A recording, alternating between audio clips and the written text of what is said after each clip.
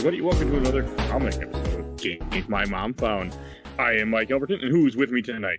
Just Stefan JD.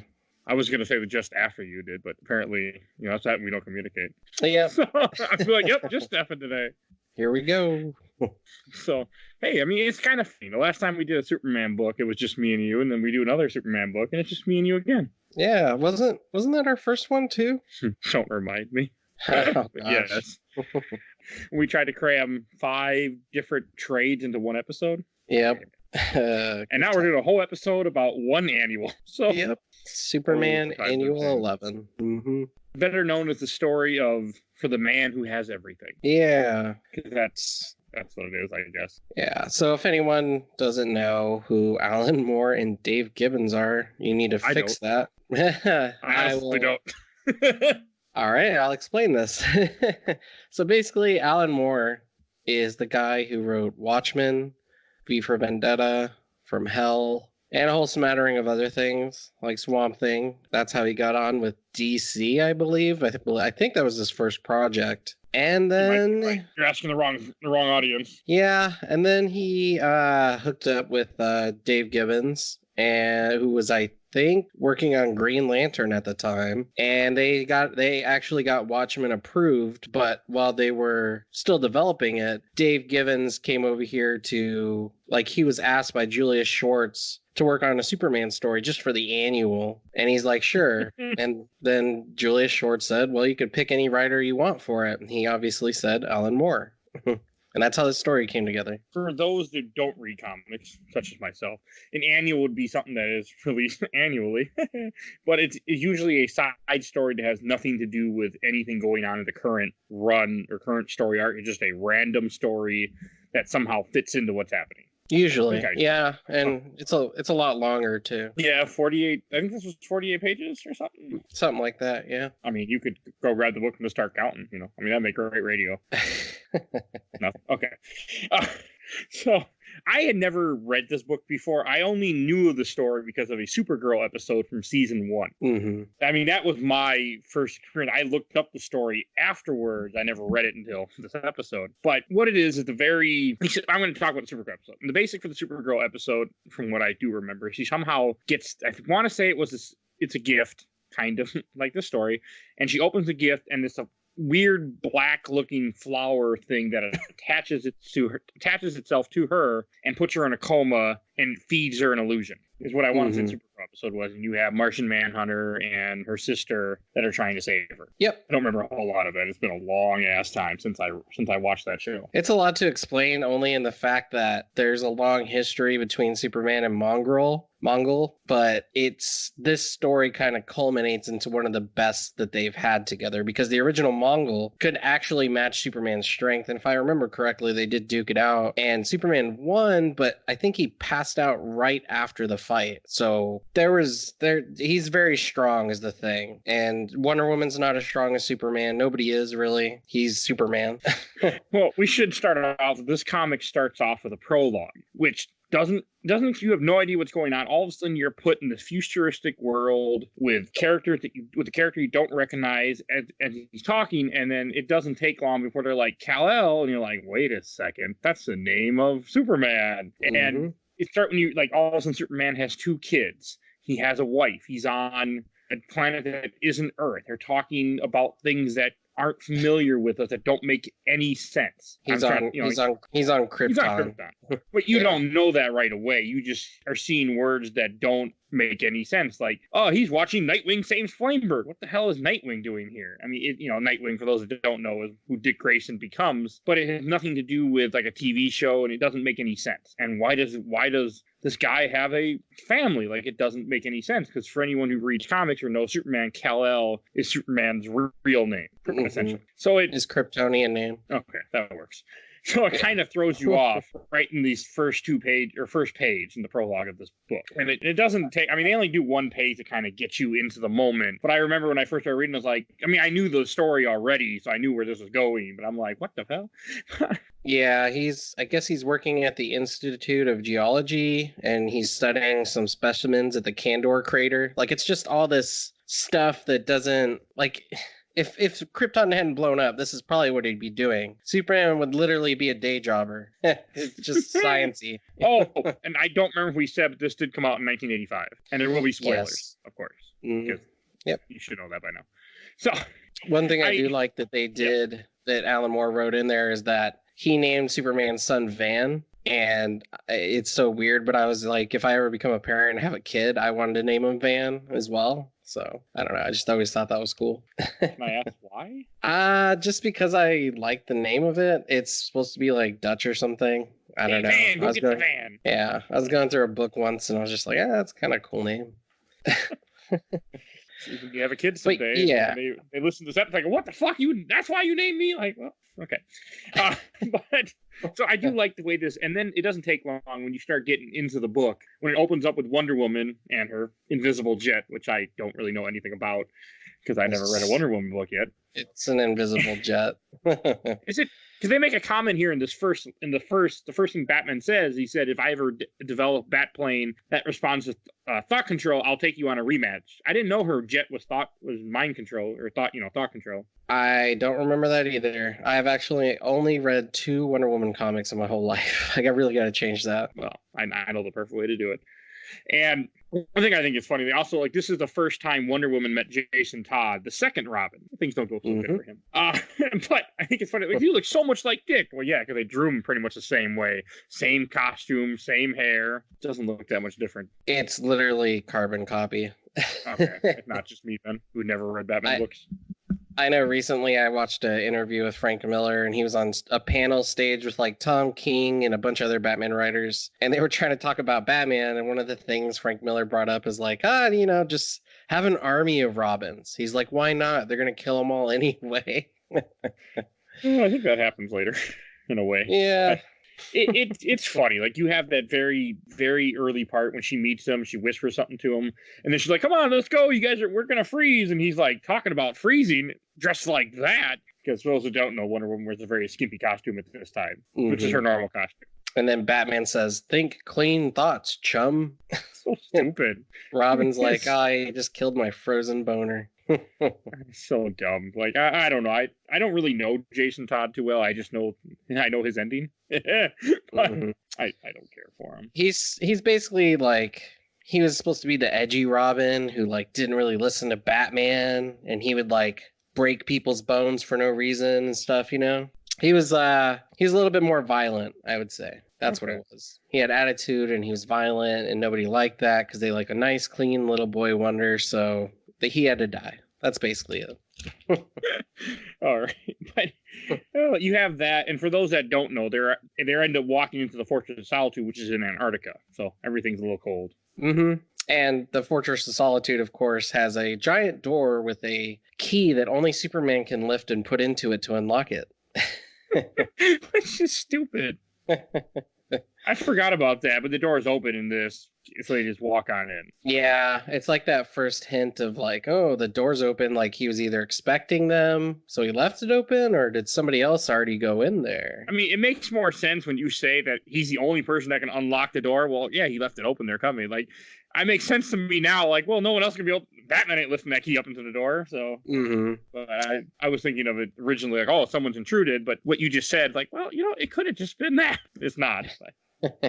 Yeah, so basically what they're doing there, why they're coming to visit Superman, is that it's his birthday, and they've all got presents for him. I think, Batman has a present. He got a... It's not his birthday. It's his first day. First day. First day? Like in the first line of the prologue, or not first line, but in the prologue part, that when he's in, they call it his first day, FIRST, happy first day. Because he's on Krypton. It's not birthday on Krypton. Oh, yeah. I know. I just took away where you're like, what are you doing? It's the same thing. God damn it, Mike. I know. So Batman pays a horticulturist to breed a new strain of rose called the Krypton, and that's his present to Superman. I forget what Wonder Woman brings him, though. A bottle, but she won't tell them what it is, because he'll hear and it'll ruin the surprise. Oh yeah, that's super hearing. Yeah, you don't find out till later on what it is, but that's when they first walk in and they see Superman just standing still with a drop item below him, and his eyes, he has like a look of just kind of looks like fear in my head, and he has this plant attached to him. It's right over his insignia on his chest. Yeah, and it has like tentacles or vines is the correct word, wrapped around his neck, wrapped around his arms, wrapped around his chest, carrying itself to him.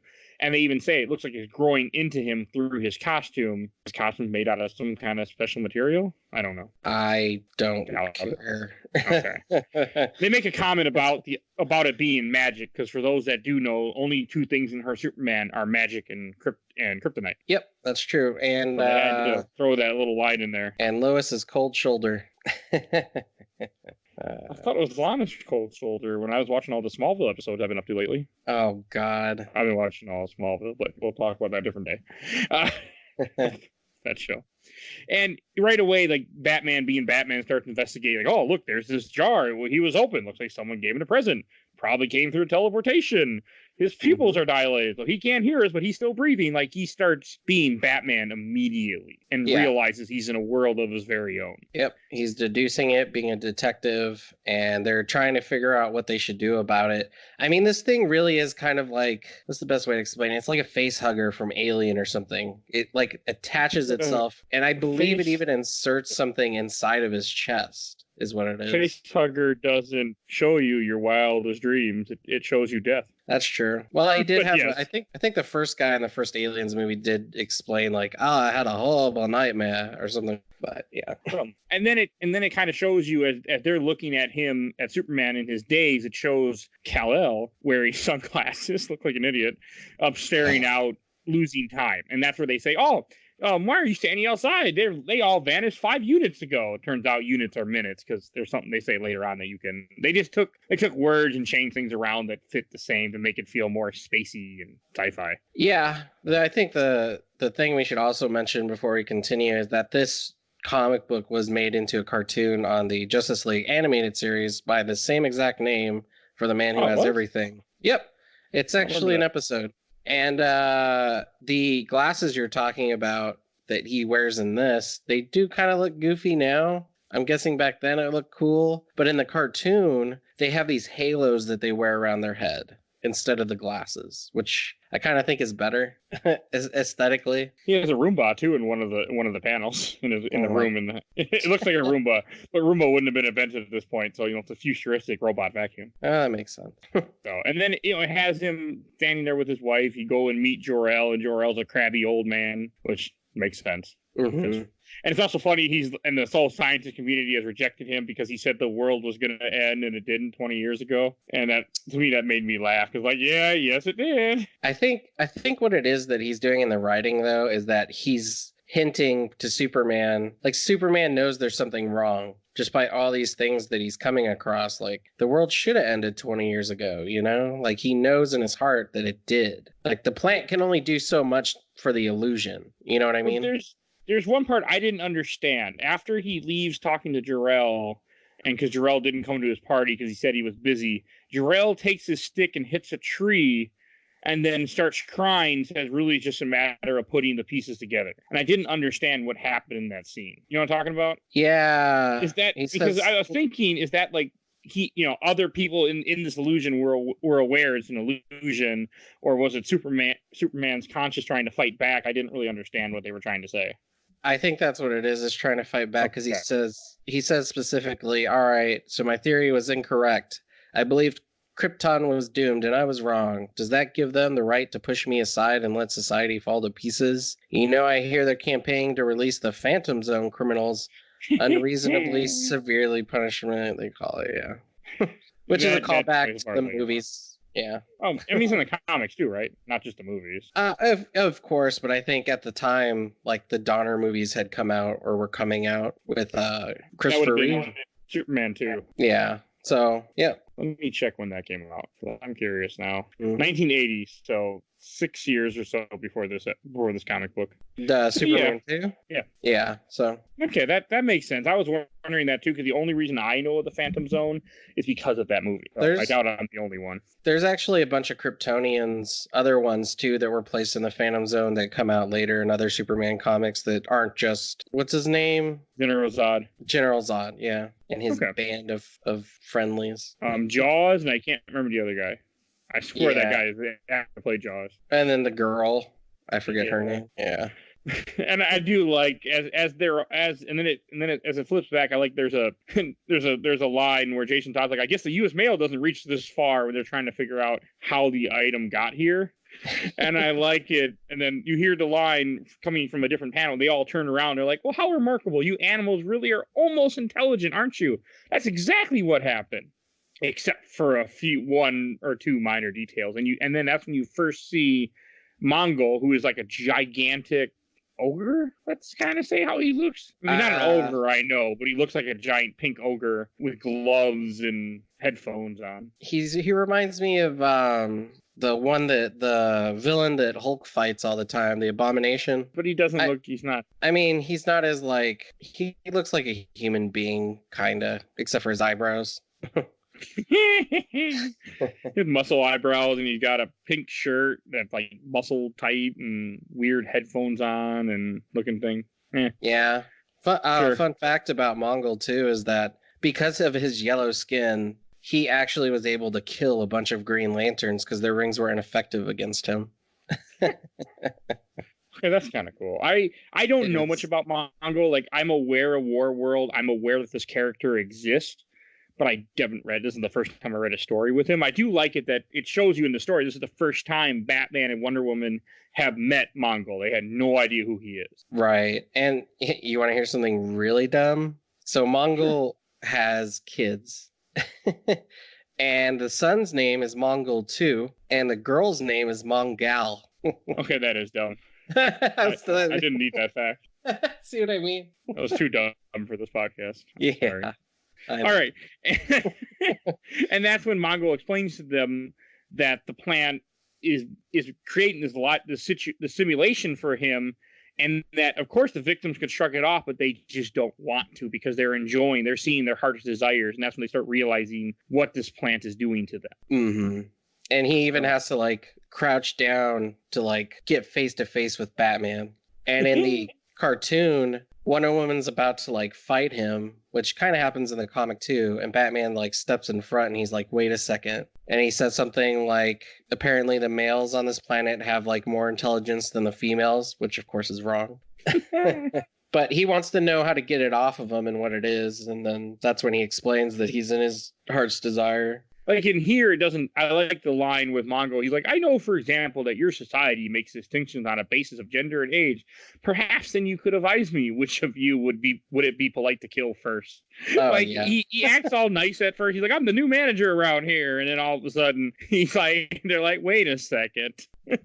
It's great too that it's like Wonder Woman doesn't even hesitate. She just walks up and punches him right in the jaw, right in the face.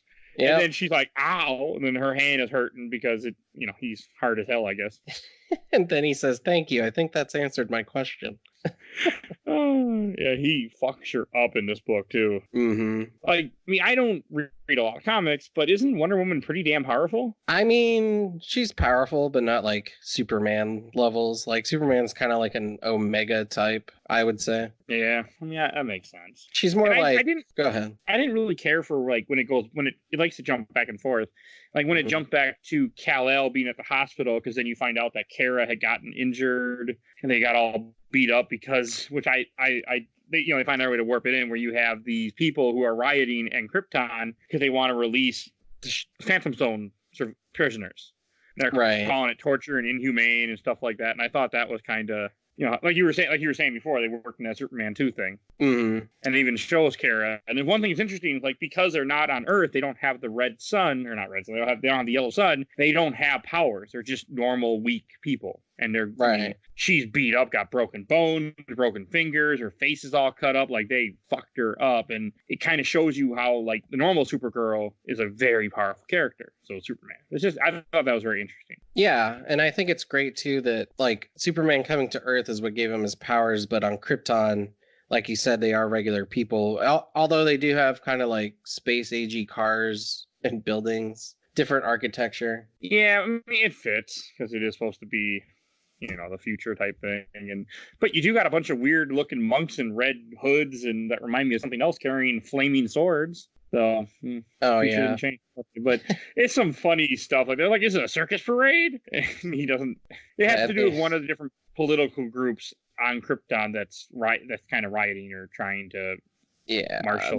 They kind of look like a bishop or a pope from like the Last Crusades or something. How they would dress. Yeah. And then that's when you also see like where this says everything, and then the line just says everything's fine as Wonder Woman is getting tossed through a wall and pretty much getting beat up by Mongol. And I like it when she grabs the gun and he's like, and his line is, "Oh dear, is that a neural impactor? Do they still make those? I advise you to try the plasma disruptor. It's smaller. Or a female's weapon." And her reply, "Go to hell." Go to hell. I like Wonder Woman. It's great. Like Mongol, this sets up Mongol to be just such a good villain if he was always written sarcastically this way. He's just so awesome. And brutal. Oh yeah, he fucks. I mean, like in the next scene, you see her he's smashing her head against the wall because the gun didn't do anything, and they're realizing that they got to get Superman, okay, or they're not going to be all right here. Because if he can take Wonder Woman, Batman stands no chance against him. Exactly. Neither does Robin. Robin don't stand against a chance against Joker. So yeah.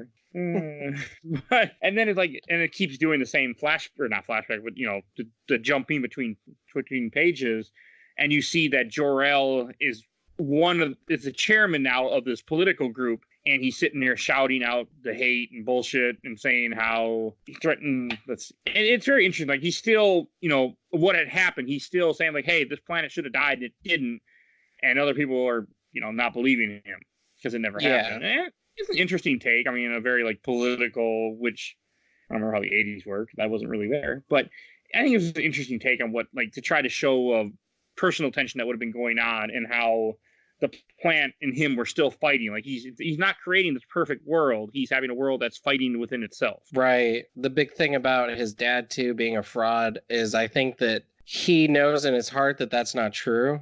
So there's something like off about that as well that he's sensing because he knows his dad is a smart human being, and it's obviously depicted that way in the early Superman comics. So I think that's another thing that just clashes with him that he's not agreeing with. You know what I mean? I didn't see that, but I can understand that. Yeah, but yeah, that makes more sense. Like when they go to the crater in the next scene, is that crater that's from the comics, correct? Or something to do where it would make sense to a regular Superman reader? Yeah, in the cartoon, it's a little different. Because this whole like political thing isn't going on. Obviously, they took that out because it'd probably be too much to explain in 29 minutes or 22, however long the episode is. 22, probably. Yeah, and what they're actually doing is they say like every time Mongol hits Wonder Woman in the cartoon, in Superman's world when he's dreaming, he is experiencing tremors on Krypton, and they're explaining, they're explaining like, it's just demolition stuff, or it's blah, I think blah, I blah. remember this. So it's a little different. And then on the flip side of that, they actually took direct lines out of this that says when Batman's trying to wake up Clark, he's like, if we're lucky, that explosion means Diana's found the Hall of Weapons. We've got to concentrate on reviving Superman. Obviously, Robin's not there in the cartoon. It's just Batman and Superman. But he's telling Clark, he's like, please, Clark, wake up. He'll kill us all. Yeah, I want to say, isn't Kandor the city that gets shrunk at one point? That's inside a bottle? Isn't that's what can't? Mm-hmm. Okay, so that's what that crater was and that's when he goes in the crater, and that's when he tells his son, like, I don't think you're real, man.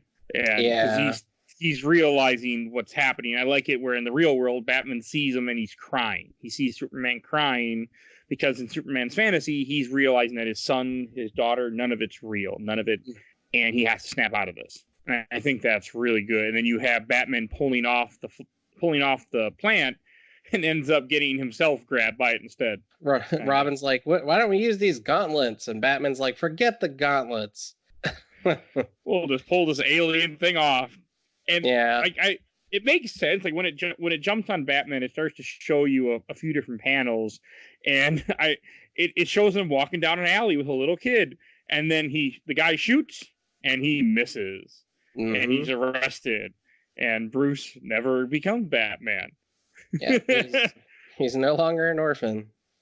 And it's just funny how that, when you think about Batman, how is that one thing that changed everything? You take out that one thing where his parents survive and he's happy and he doesn't become Batman. Yeah. Which of course everybody knows, but again, yeah, it's just catering to his heart's desire, which of course Batman's one desire in the whole world is that his parents didn't die, of course. But yeah, go ahead. I do like it when Superman wakes up and gets the flower and then he's like, who did this to me? And then they just describe the guy. They don't know who he is. And as soon as Jason Todd describes him, he's like Mongol. And then it has the whole Star Trek 2 type yelling where he's just screaming Mongol on the page. You can see the words like trying to bounce off the page, and Jason Todd is screaming and grabbing his ears. Yeah.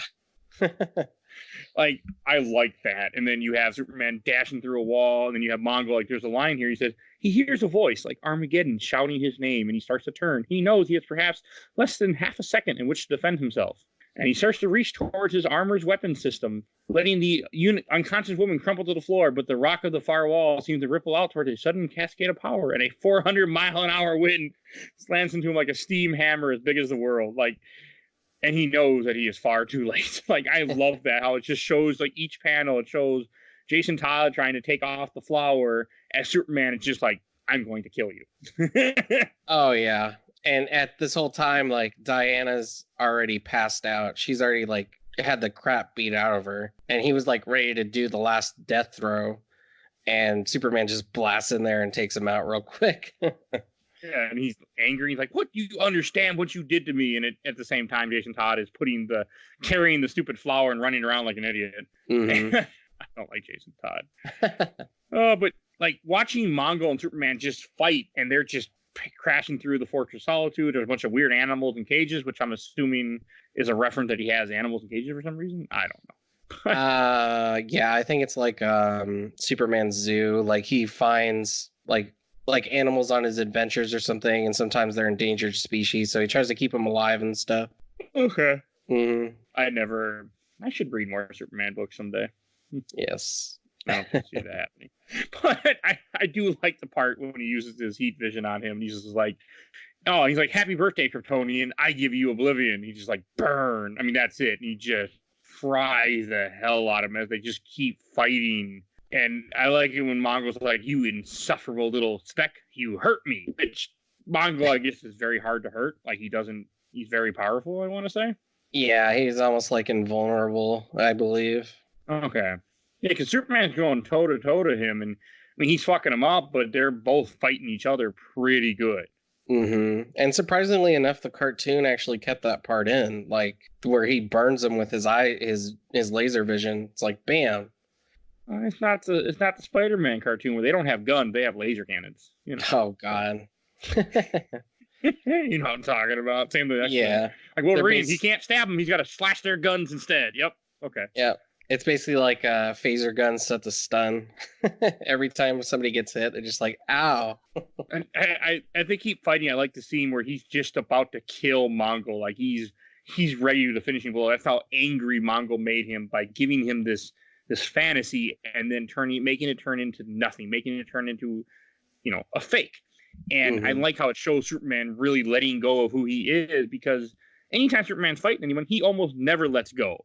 Because he can't, because he's always trying not to kill anybody. Like there's a famous line in the last episode of Justice League Unlimited when they fight Darkseid. He's like, you know what, big guy, I can actually let go because you can handle it. And he just beats the shit out of him. And that line has always stuck with me because that's Superman. Superman's always holding back. Everything he does, everyone he fights, he's holding back his punches because he doesn't want to kill. I like that in this scene, he almost kills. Like they even say that he was about to kill Mongol. Mongol realizes it. And he's like, you hesitated. Not a mistake that I'll make, I assure you. And then it's fucking Jason Todd that saves the day. Yeah. He's standing above a hole where they're fighting. He's like, excuse me, but I think this is yours. Almost intelligent, huh? And he drops the flower plant that then attaches itself to Mongol, or Black Mercy, we should call it. What is it? That's what it's called. Yeah, I was trying to remember. I knew it was Black something, but I couldn't remember. I just didn't say it. Forgot. But I like how in one panel it shows the plant being attached to him. In another panel it shows like it's splitting back and forth, where it shows Mongol knocking the plant over, frying Jason Todd, ripping Superman's head off, putting on a pike. And at the same time, on the other side, it shows them the plants attached to him. And they're like, it's over. It's done. Mongol's just all, done. Like he's unconscious from the plant. He's like a statue, a frozen statue now, basically. But because his fantasy was to rule the world and kill Superman. So one of the things I should mention that didn't age well is that I actually own the comic book, the actual annual 11. Okay. And in one of the ads, it's got, like stuff like self-defense, kung fu, karate, and muscles in 7 days, ? One of the ads, it says, Bill Cosby, if you can't send you, send money. American Red Cross. That didn't age well. No, it didn't. He wouldn't be in a comic book anymore. Nope. It's just The Walking Dead. He'd get eaten by a zombie. Yep. So that's what they would do with him.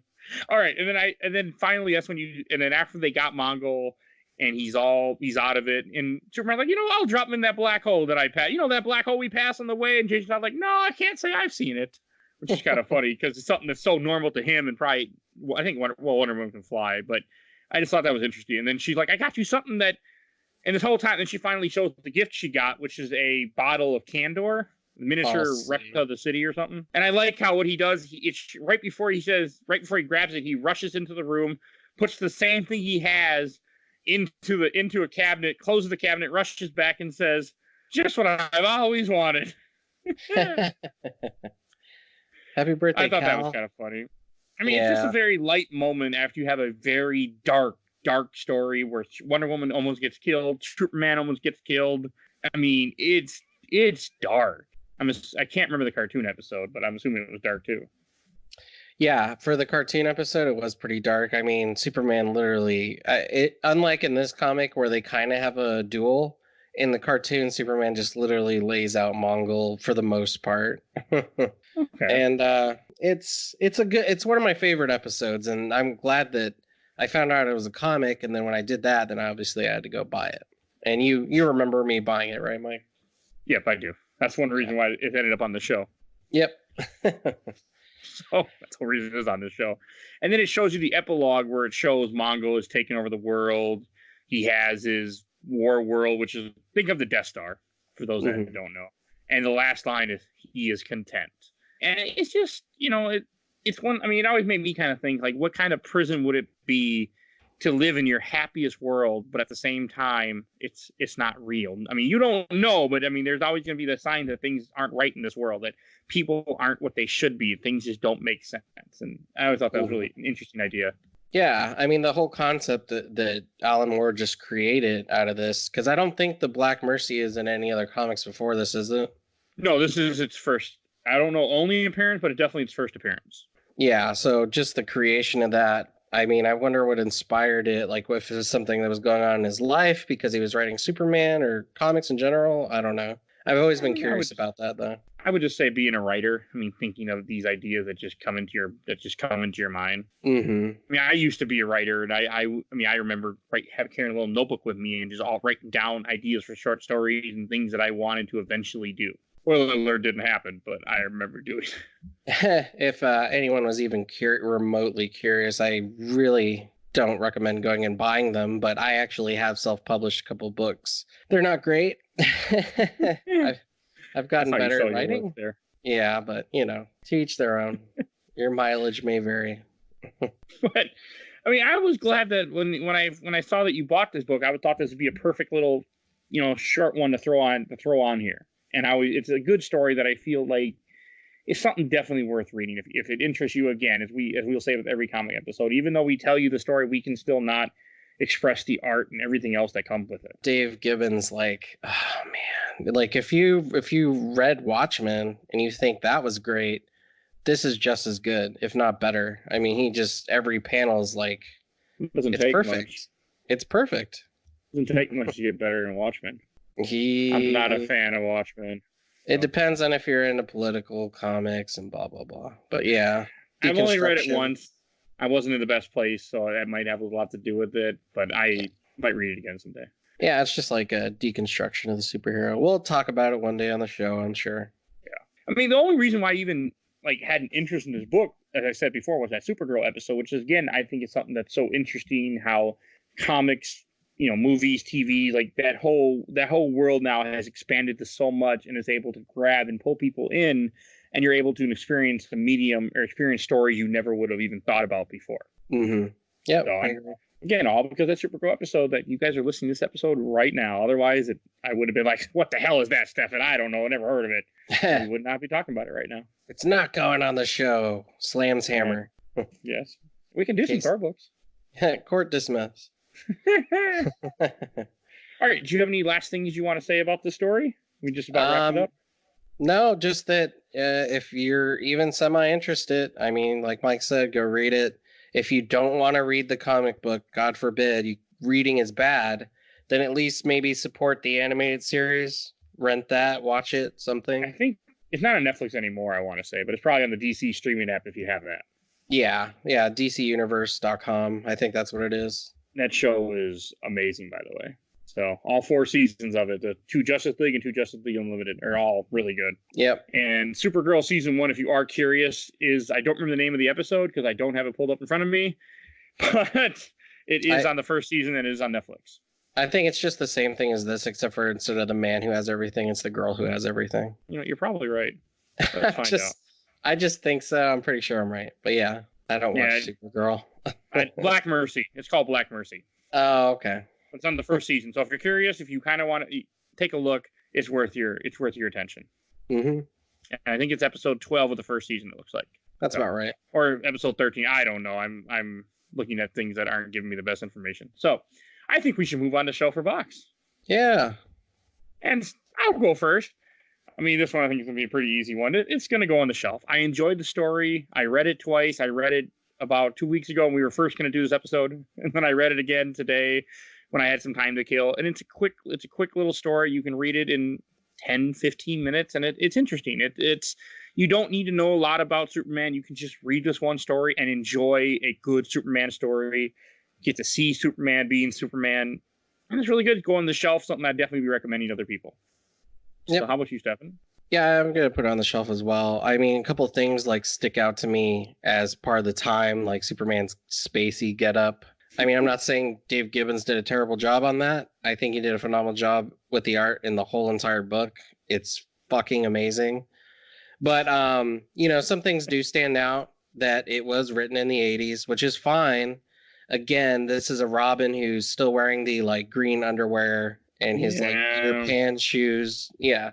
So it's not modern age in any way. Even Wonder Woman still got her old get up on. Batman's got his 80s get up on. Superman still looks like Superman. I don't mind Batman's outfit though in the 80s or Superman's outfit. Robin's I don't like because it's just too, I don't know. I just don't like it. Yeah, it just looks like the one he first appeared in, which it had to be updated, and it was. But yeah, it's got things of its time. But other than that, I mean, Alan Moore, as everyone knows, is a phenomenal writer. I don't think he's ever written a bad story that I've read. And I've read some of his Swamp Thing. I've read Watchmen. I've read all those other ones I named at the beginning. So I'm sure there's a bad story. It's possible, but I haven't read one. And so I would put it on my shelf. I would definitely recommend this. Please, check it out. It's that good. So I say it's going on the shelf, or did you already say that? I did. It's going on the shelf. I was going to say, I don't remember him saying that, but I know he did. Mm-hmm. So, Mike, you're actually in a dream right now. You need to wake up. The Black Mercy's on you. I actually need to go to sleep tonight. This is a dream, not a very good dream. Your heart's desire, podcasting, Mike. Making a living off it, then it might be my heart's desire, but I'm not making a living off it. All right. First, want to give a quick shout out to our awesome intro and outro, courtesy of Bobby, aka Mike Stoney, from his EP Bite the Bullet, Song and School Skid Squad. So definitely take a look at his YouTube channel. There'll be a link in the show notes as always. And also, I hope you enjoy this comic book episode. We are going to be doing more. We're probably going to start doing 2 a month. I think it's coming up here soon. I'm going to say it on here because if I say it on here, it's probably going to happen. So if you guys like these, please let other people know. Spread us. Let people, the more people that listen to us, the more that we can grow, the more that we're going to do, and the more that we're going to get excited to do different things and try different ideas. So that's the way right now. The best way to support us is just download us and convince other people to download us and get to subscribe. And that will help us grow and help us do more for you guys and keep doing what we're falling in love with doing. I think that's about all I want to say. And we will start introducing what comics we're going to be reading on the next comic episode to kind of get you excited, but not yet because I don't really know when this is being published exactly. Yeah. But we already have one other one in the bag. So yes, we're doing good. All right. We will see you guys and hope you guys enjoy the rest of our regular episodes. And we will see you next time. It's a bird. It's a plane. It's time for bed. Bye. Bye, everybody.